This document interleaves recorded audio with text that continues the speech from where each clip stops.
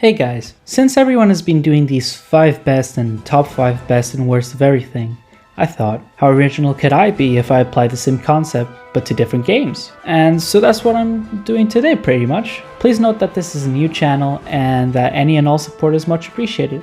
If you want to leave a comment or subscribe, you're more than welcome, especially because, it's free and it helps out. The Ratchet and Clank series is well known for its wacky, imaginative, fun gadgets and weapons, and today we'll be classifying them in Ratchet and Clank Future Tools of Destruction.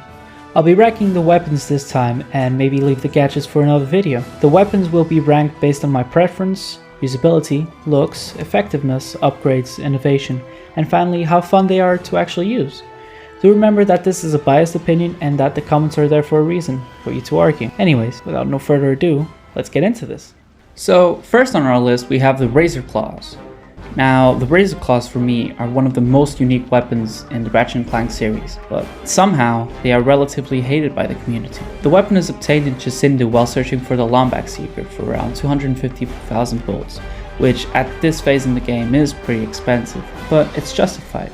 I like to think this weapon as a cool risk-reward weapon. It's a short distance, beautiful neon slashing type weapon that changes from greenish to bright red with use. The more you use it, the more powerful it gets, and the more damage it deals. The red here represents the maximum damage output, and it really shows off. However, even though it's such a fun weapon to use, its range makes it really hard not to suffer damage.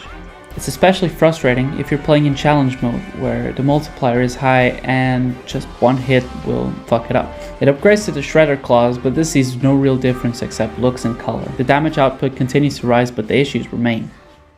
Next on our list is number 4, we have the Magnet Launcher. Besides being a really cool pun on magnets and nets, this turns out to be a really useful weapon for mid-range target immobilization. It shoots out nets that surround enemies, immobilizing and electrocuting them for a limited time. The nets also lift them up into the air for the short period of time. Unlike the Razor Claws, this weapon is beloved in the series, coming back in the Crack in Time sequel as a purchasable weapon, and also in the Ratchet and Clank movie. It can be upgraded to the Magnet Cannon, where it spits out bouncer-like spheres around the battlefield after the net attaches to an enemy. I love how the weapon gives you time to breathe and rethink your strategy for the immobilization. Besides that, it also damages the enemy and gives you a window to fully attack your target. This is especially useful in the bullet sponge boss battles in the game. The only reason this weapon isn't higher on the list is due to its poor design and the fact that you can't grapple a net onto any enemy type. Some bosses are affected, others not.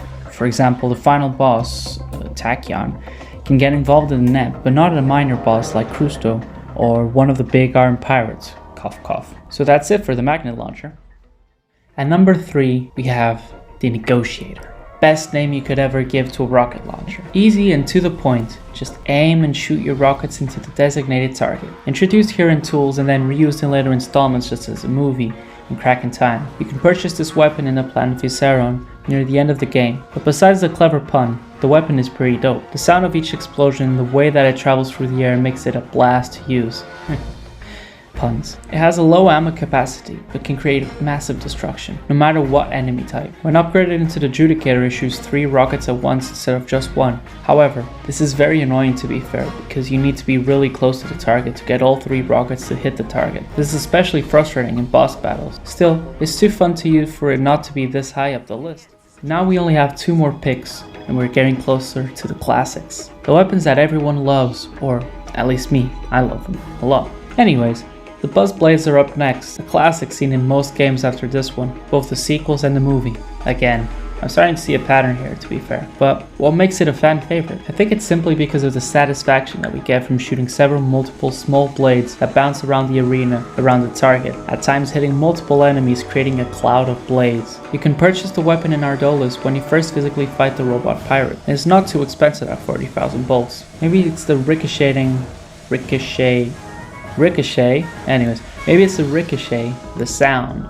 Maybe it's a shiny silvery lightning that comes out, or maybe it's just the speed by which the blades pierce your enemies. Though the upgrade into the Doom blades doesn't look aesthetically pleasing, it doubles the fun in terms of use. The enormous ammo capacity, the speed, and the damage make this weapon one of the most fun and useful to use, and surely one of the best.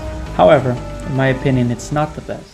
Before we get into our top pick, as an honorable mention, I'd just like to point out the Alpha Destructor. and the Shock Ravager. I love them both for different reasons. The Alpha Disruptor is one of the most powerful weapons in the Ratchet and Clank universe, a cannon-like gun that fires a huge and damage-filled stream of blue alpha particles, and it's also free if picked up on planet Sargasso. Meanwhile, we have the Shock Ravager, another free weapon you can find in Strata City. I love it for its creative use and where some enemies are easier to defeat with this type of weapon than others, for example shielded enemies. The whip-like design and sound effects make it an awesome weapon to carry in your arsenal, and it just falls short out of our top 5 list. Now, without any further ado, number 1, the Rhino. The name, the power, the awesomeness. I believe there can only be one weapon at the top, and this is it. It's earned by collecting all of the hollow plans scattered around the different planets in the Polaris galaxy, and is then assembled after giving them to singular plot convenience. I personally enjoy this weapon the most because of its name, Rip Ya a New One. Still don't know how they sneaked that title into this kid-friendly game.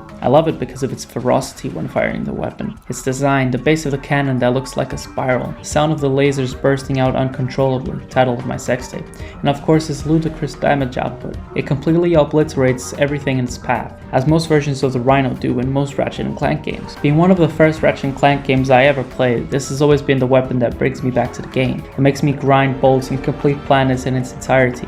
It's one of the few that makes me feel unnecessarily overpowered in a positive way. Makes the game easier but still as fun, especially in challenge mode.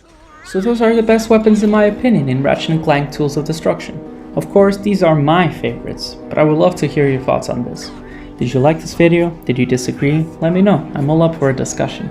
And please, if you like my video and want to see more, why not subscribe and show some support? I thank you anyways, kind friend. See ya!